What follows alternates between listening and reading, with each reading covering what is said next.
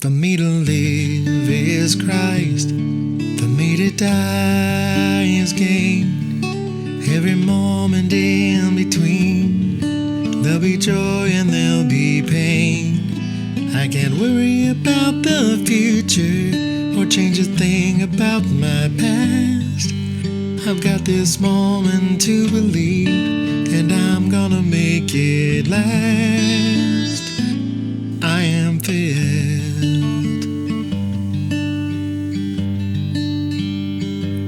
to be emptied.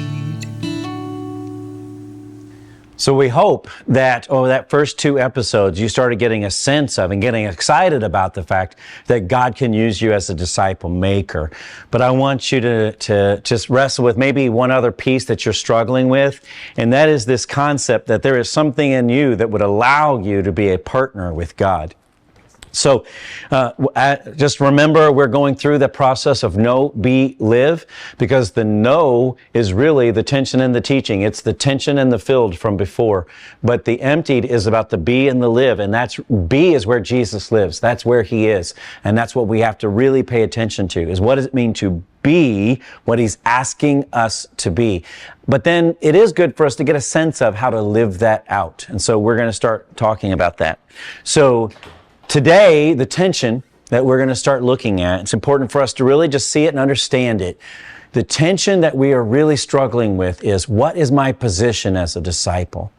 Because how can I possibly be a partner with an eternal and infinite and omnipotent God? Why would he even want to partner with me? Because as a partner, it's kind of like there was a guy back when Michael Jordan was playing for the Bulls. There was a night where he scored like 79 points in one game. And this guy was a rookie, and he was on the floor with Michael Jordan for the very first time. And they asked him, they're like, so, how do you feel about the game today? I'm playing with Michael Jordan. He said, I will always remember this as the day Michael Jordan and I scored 80 points together. 1 point, 1 free throw made him a part of what Michael Jordan had done that night. And honestly, that's where we are, is that we get to score 1 point while God does all the scoring. There are some things that we will do and we think, man, that was really smart. Man, that was really witty. As a matter of fact, whenever we're getting ready to pray at the jar to start teaching, we always pray this same prayer. Father, remove us from this teaching. Let only your truth pass through our lips. If there's anything that comes from us that's witty or smart or funny, that's 1 point. It doesn't matter. It may be quickly forgotten, but if it's yours, if it rings with your truth and drips with your grace, then we pray it takes root in the heart of every person in our presence, so that they can know that it's you doing the teaching and not us. Well, in this situation, that's where we are, is we need to understand that our position as a disciple is dependent upon him and not upon us. It's not about whether or not we would choose ourselves if we were God. It's about whether or not God would choose us, whether we wanted him to or not. And so here we are going into the teaching. We're going to go back to the same kind of thing that we were doing before. This is going to be in 2 Peter 1. We're going to finish up a little bit more of 4, but we're not going to get all the way through it yet. Here's what it says. 2 Peter chapter 1, verse 3. His divine power, his godly dynamite, has granted to us, has given to us, has bestowed upon us all things, not some things, not most things, not a few things, all things pertaining to life, our hearts and minds and soul and strength and godliness, how to take all of those things and give them to God through the knowledge, not just knowing of Jesus, but knowing Jesus, who called us to his own glory, his renown, the things that he's done, and his excellence, his character, the things that he is, by which he has granted to us, bestowed upon us, given us his precious pearl of great price, so precious we would never sell it even if we could for millions of dollars, and very great, wide, expansive, covering everything, promises, so that, another time that we're using that phrase, so that through them you may become partakers of the divine nature. Partakers of the divine nature. So let's kind of break that down. So that, in other words, all of these things that have happened so far have happened with an idea in mind. There's something that's going to be accomplished. There's a conclusion to that, and we're about ready to find out what it is. So that you may become, not that you are already, but that you may become partakers of the divine nature. So we need to ask ourselves, what does that mean to be a partaker? Well, I took a look at that word, and the minute I saw it, I thought I understood it. I thought at first it was koinonia. And koinonia means fellowship, and it has to do with relationship. It's a feminine form of the word, and it has to do with how we get together. So think of your church potlucks. Think of the events. Back in the day, they used to have in Indiana, they had what they called bean suppers, and that meant that you had kind of a pitch-in meal, but everybody did little skits and things to have fun with everybody and had a great time. That kind of fellowship, when you go into a small group of people and you feel like everybody knows your name and you're in the right place, that fellowship is koinonia. And I thought that's what this meant. I was like, oh, cool, we get to have fellowship. We get to have a relationship with God. But there is another form of that word that is koinonos. And koinonos is the masculine form, and it means something entirely different. Koinonos this is translated as partakers. So what does it mean to partake of something? It means like I partake of a meal. It means I dig in and I eat up the meal. I am partaking of the meal so that it can give me nutrients. So in some way I'm partaking of God's divine nature, but it also, that koinonos means so much more. It also means partners. So if you take a look at Luke, let's see, Luke 5, 9 and 10.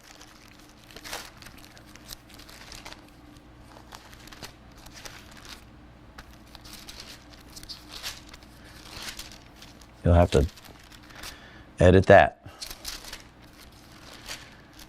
We'd take a look at Luke 5, 9 and 10. This is where Jesus is about ready to bring the fish actually, he has already brought the fish in, and Peter has realized, oh my goodness, depart from me, for I am a sinful man, O Lord. In verse 9 it says, for he and all who were with him were astonished at the catch of fish that they had taken. And it said, and so also were James and John, sons of Zebedee, who were koinonos with Simon. They were partners with him. So James and John and Simon and Andrew had a partnership where whenever they caught fish, they kind of threw it together, and they were both partakers. They both had a part in it. They were partners. And that koinonos, it doesn't just mean partakers, it means partners. But it also means participants. So if we go to 2 Corinthians 8, Verse 23, Paul is talking about his friend Titus. He says, as for Titus, he is my partner and fellow worker, synergos, for your benefit. So it's not just that he works with me, it's that he has responsibility and ownership in what's happening. So that idea of koinonos is a partaker and a partner, but it's also being jointly responsible. It's a joint participant in it. So when it talks about being jointly responsible, that's Matthew 23:30, and that's a place where it talks about how if the chief priests and the scribes had been with the prophets back in the day, they would have helped to shed the blood of the prophets that were proclaiming God. So it's being jointly responsible. It's mean taking ownership. It means that me and God are in this together. This is something we're supposed to be doing. Koinonos has that sense about it. What does that mean for us? Well, I tell you what, it means that we have a divine nature, a godly nature. We are partaking in it. We're responsible for it. We're partners in it. God has blessed us with it. And Romans 2:27 is the only time that word that's mentioned, nature, is mentioned. And it's when Paul is talking about the natural condition of the Gentile who is uncircumcised and the natural condition of the Jew who is circumcised. It's something that's just a part of who they are. Whether it was visited upon them or not, their nature expressed it and showed it. And that's why God used circumcision to set apart the Jews. Because there was no way, once they had that nature, for them to go back to what they were before. And so this divine nature idea is about us understanding that God has made us his partner and we are in it with him. We not only have his spirit and we not only have his promises, we have his nature and we're able to operate inside of it. Now, it's important that we remember that it says we may become that. And so one of the things it talks about all the time, Jesus is mentioning it all the time. This is happening so that you may become something. You may become sons of light. You may become heirs. Paul talks about you may become heirs with Christ. So it's not something that just is happening and it's done. It's something that's continuing to happen in us. As we go, we are becoming more and more partakers in the divine nature. So listen, this is the best part. So if you've been paying attention, this divine power granted us all things so that we can have life and we can give everything to God.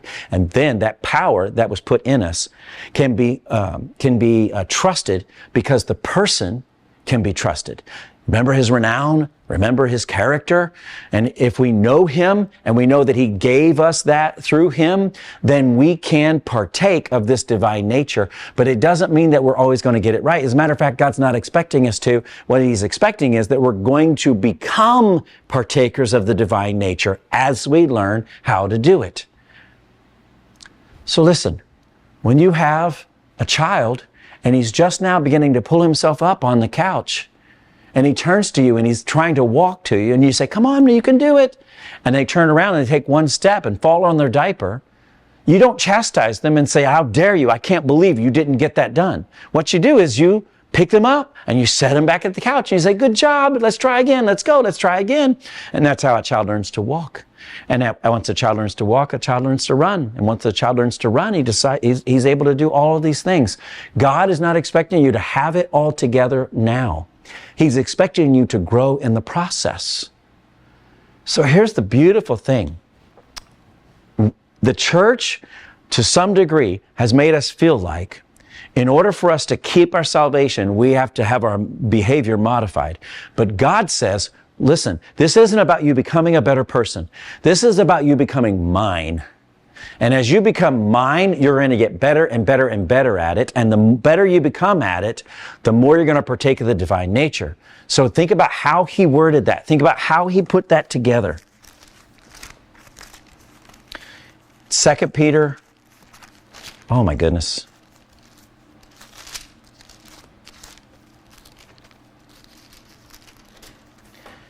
Think about how he put that together. His divine power granted to us all things that pertain to life and godliness. He did that through the knowledge of him who called us to his own glory and excellence, by which he has granted to us these precious and very great promises, so that through them you may become partakers of the divine nature. You're becoming partners for the nature. So here's what we need to believe. In order for us to really understand, we need to know that God's promises are for us too. And not only are his promises for us, but his divine nature is for us. And it gives us a chance then to become something greater than we ever could before. If we can just really grab the sense of what God is trying to offer us, then we will stop trying so hard and just let him work in us.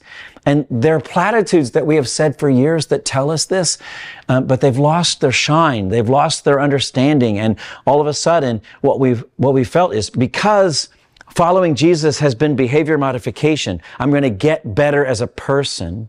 When we hear let go and let God, we think that we're not doing something right because to be better, we have to try harder. But if we aren't trying at all, we can't get better. So how can I be this but do this? And God says, no, you don't understand. Just do this. Just let God work in you, and you will slowly become a partaker of the divine nature. And if you do that, then you will recognize that God intends to make you a partner in his mission. So whether, this is the right way to say it, especially nowadays with media the way it is and with even in the situation that I'm in, where God has granted me with a TV show and all of this media content that I'm getting to get out, it can get to the place that you can feel like, okay, that guy, he must be doing something right because God's giving him a platform. So he must be the kind of person that God is giving his mission to. And we can forget that God did not give the mission to the 12 apostles to become great. He gave the mission to the 12 apostles to spread the kingdom. And the reason they were able to do that, and the reason Paul was able to write so much of the New Testament, is because his desire was not to show how great he was. His desire was to make everyone understand what it meant for them to be disciple makers. So it doesn't require special talent. What it requires is an understanding of what God's doing. And what God's doing is asking you to partner in his mission. So how do we live that out? Now, as we get further into the episodes, what I want us to see is, just as I've talked about, becoming a disciple of Jesus is learning to think like him and act like him and speak like him. What we're going to do is we're going to break down the live so that you have a chance to see what it looks like in your life. And so we're going to pray like him, we're going to think like him, and we're going to act like him. And as I talk, we're also going to speak like him. So first, in this situation, what does it look like to pray like him? Pray that God continues to perfect you in his time. Now, the reason I say it that way is because we have to use his language. He is the one who's in charge, so it's his timing. And for a long time in my faith, I struggled with letting God work in his time. I thought that because he had given me leadership in a church, that my job was to make his will come about. But that's impossible. I don't even know what his will is half the time. The only way that I can test and approve is to have my mind change. I have to think differently. And so I'm praying for God to help me think differently. And when I start thinking differently, then I have to believe that God chose us not because of our talents, but because we said yes. Just as we find all of God's promises as a yes in him, our yes to him opens up all of those doors of promises. We get a chance to help him in what he's doing because we're saying yes, not because we're talented in something. As a matter of fact, if God only worked through people who had certain talents, he would only reach a certain section of people.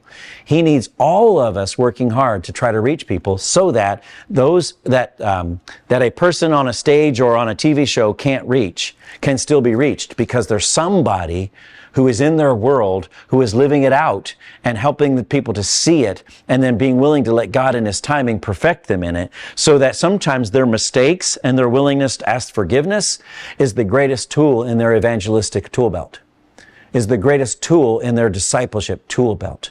So as a disciple maker, one of the things I have to remember is that one of my greatest tools is to recognize my mistakes and ask forgiveness for them, but also to forgive the mistakes of others, because I know God has forgiven me. That's why Jesus so often talks about it's going to be hard for God to forgive you when you can't forgive everyone else. That release that happens when I forgive them helps me anyway.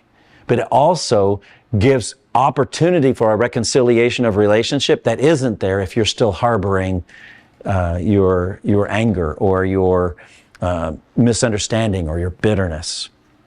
So I'm going to pray that God continues to perfect me in his time. I'm going to believe that God chose me, not because of my talents, but because I said yes. And the way that I'm going to act is to answer this question. How does a partner who partakes in the nature of God participate in what God's doing? Now, in order to do that, we have to be looking around and seeing what God is doing.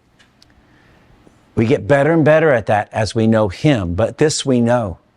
God's desire is that all men might be saved. God sent Jesus to die for us and rise again, true, but also to preach his kingdom. And his kingdom is wherever his influence is. A king is only as kingly as he has influence over his kingdom. So as we let God be an influence in us, we're enlarging his kingdom because it's having an influence and an effect on the people around us. So all we have to do is be willing to let him work in us and live in it, and wait for the opportunities, and know that God gave us promises, not just for our righteousness, but for the words to say when they come and say, why are you different? How can I get some of that? He's going to start working in you in ways that you can't imagine. And I promise you, one of the first things that's going to happen is that you're going to start recognizing just how unqualified you are. Because of that, Peter reminds us what comes next and how important it is for everything that we do. And that is to deal with our own sin.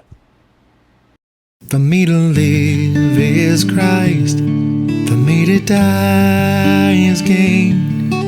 Every moment in between, there'll be joy and there'll be pain. I can't worry about the future or change a thing about my past. I've got this moment to believe, and I'm gonna make it last. I am filled